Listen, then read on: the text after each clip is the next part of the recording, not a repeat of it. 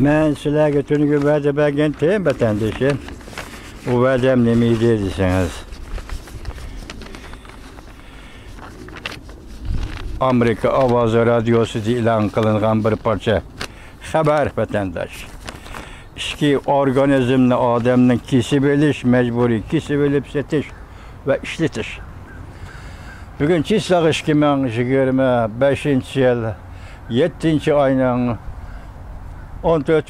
günü hepteki düşenbe vətəndaşım. Xəbər bundaqmış, sizlərə bəgəvəldən bu işdə yerlap geldim. Bunu belki mən iki parçalap söz düşün mümkün. Sizləriniz elektrə koymasınız üçün keçirinler. Amerika Avazı Radyosu'nun məxsusiyyatı. Tədqiqatçı Madev Robertson. Cüngonun organ soğudusu ve doktorlar katlaşkan kanun sırtıda adam öldürüş doğrusu da toxtaldı. Mavzulu haber 7. ayının 12. günü Amerika Avazı'nın Xitay programı ilan kılındı. Haber bundak başlandı. Cüngo'da devamlı şuvatkan işki organizmli mecburi kesib eliş meselesi halkara cemiyete izcil dikkat kılıvatkan bir mesele olup geldi.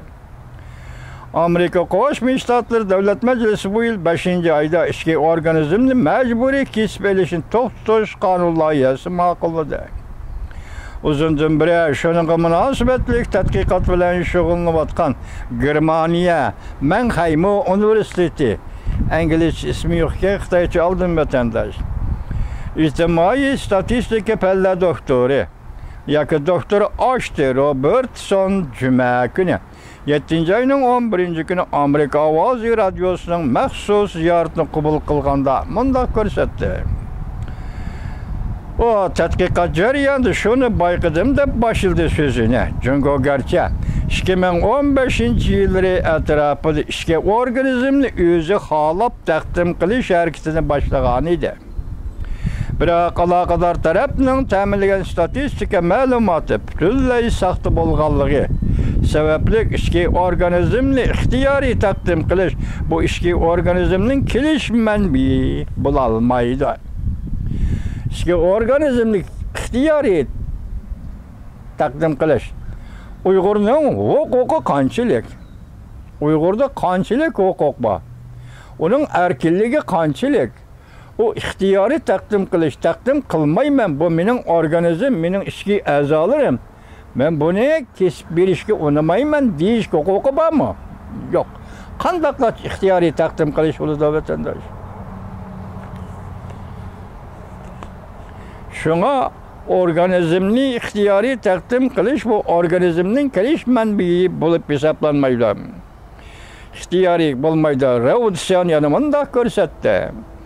O'zimning va yordamlash kuchlarining tadqiqotlarimizdan shunda xulosa chiqaramizki, Jungoda yurakni ko'chirish doktorlari aytgandek, bu doktorlar tibbiyleşken qonun sirtida odam o'ldirish bilan shug'ullanishga boshladi. Bu doktorlar özürü gözetkenler tibbileşken, tibbi pelledeki tibbi, doktordaki tibbileşken kanun sırtıda adam öldürüş bilen şug'ullanishga başladı. Ya da kanun sırtıda yani Xitayning kanunu, o Uyg'urning sizden bizden kanunumuz emas. Xonallikning, seçivellikning kanunu, Uyg'urga munosabatsiz kanun.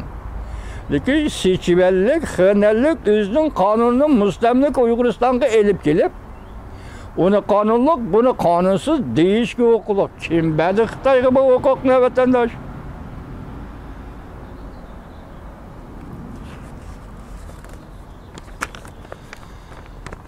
Tüvende bu söhbetinin mezbulları bilen tanışıp çıkımız. Texemi çok buluş için qayta tahrirlendi. Muhber, Halk Cumhuriyeti uzun bir izchil halda adamның ishki organizmini mecburi kesip aldı deb ayıplanıp geldi. Ameliyatı adam ishki organizmini kesip elingandan keyin bunu yötkeş meselesi mi o'xshashli bir mesele idi. Yoki Şinjanda, yoki Qashqarda, yoki G'uljida organizm kesip elindi, en yötkeş gerek. Yoki Sechivenga, yoki Xonanga opirish gerek. Ölümtük Xitaylarning yürügünü, böğrügünü, ciğerini almashtirish gerek vatandaş. Şuna bunu özüm bir mesele bulup kaldı. 2015 yıldan beri Cungo'da dairler mındaq sözlep geldi. Bu içki adam organizminin kesiliş menbiyi bütünley özür ixtiyar qılğanlarını mənbə qıldı. Kiliş mənbiyi cima. Bütünley özür ixtiyarı qılğanlarını mənbə qıldı. Elbette biz bunu bilimiz. Bundaq sözle mening işençilik buluş derecesi. Bundaq sözlemden keçiringlar. İşençilik buluş derecesi uzundan beri izchil guman qozgap geldi. Men bilimen. Siz uzundan beri bu to'g'ri tadqiqot bilan shug'ullandingiz. Siz tadqiqotingizning natijalari bilan bizni ta'minlab Jungoda odamning ichki organizmini majburiy kesib olishdan amaliy ahvolini bilishimizga yordam bera olamsiz. Muxbirning savoli tugadi. Cevap Robert Sun'un cevabı. Ben hazırlık ahvalını bir kadar murakkab deb qarayman. Çünkü o'xshash bir vaqtda ko'plagan ishlar qilishidi. Masalan, alayliq darvaqa mening his qilishimcha 2015 yildan keyin odamning ichki organizmini taqdim qilg'uchilarmi bo'lgan edi. Lekin o'xshashda bir vaqtda buningda bir to'liqlama bo'lgan edi. Bu to'liqlama boshqa bir masala edi. Bizning bu to'g'rida suhbatlashishimizga fursat yo'q. Biz bu masalani tadqiq qilyapmiz. Darvaqa azroq isloh qilishmi bo'lgan edi. Chunki buningdan burun bunday ahvol yo'q edi. Keyin bunday ahvol o'tirg'i chiqdi, lekin uning ko'limini biz to'liq bilib ketolmaymiz. Bunu Jungo dairələri şundaq degan. Jungo dairələri statistikalik ma'lumot bilan ta'minlagan.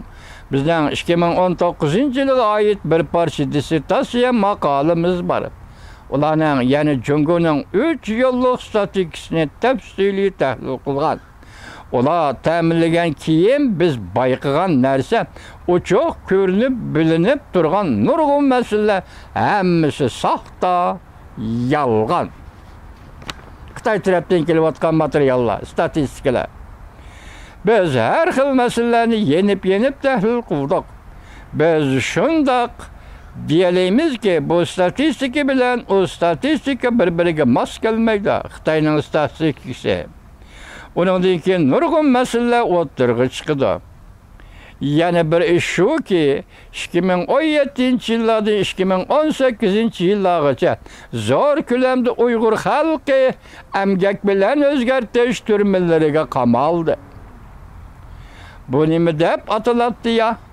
Tarbiyalab o'zgartirish deb ataladigan bu yerda keyin bu Uyg'urlarning sistemli qoldi, qon elish boshlandi. Yana boshqa beden tekşirişle, tecrübe qilishlar mı başlandı. Bazı tecrübe qilishlar intayin gumonliq. Qaraganda bundaq tecrübe qilishlar ularning, ya'ni Uyg'urlarning salomatligini tekshirish emas, balki bu Uyg'urlarning ichki organizmini tekshirish uchun elib berildi. Ya'ni ularning ichki organizmining iqtidori, production tekshirish uchun elib berildi. Masalan, bir necha qatim suzuk tekshirish, qon elib tekshirish, oshma dolqinlik va CT orqali tekshirish, keyin hammasi ichki organizmga qaratildi. Shunlashqa bundan gumonlanishga arziydi. Nemishqa bundaq inchki badan tekshirish elib boradi. Undan keyin bu kishilar odam ichki organizmi bilan ta'minlashga qatnashadi. Ya'ni o'chirat kutib turadi. Qachon doktor keladi, elib ketadi. Qachon bularni o'ltirib jigirini, yuragini, bo'rigini, telini, shaylarini kesib oladi. Bular ana shunda kutib o'ltiradi. Undan keyin bu kishilar odam ichki organizmi bilan ta'minlashga shunda ta'minlaydi. Özünün ichki organ a'zolari bilan ta'minlaydi. O'zining badanidagi organ bilan ta'minlaydi. Hech kim bilmaydi.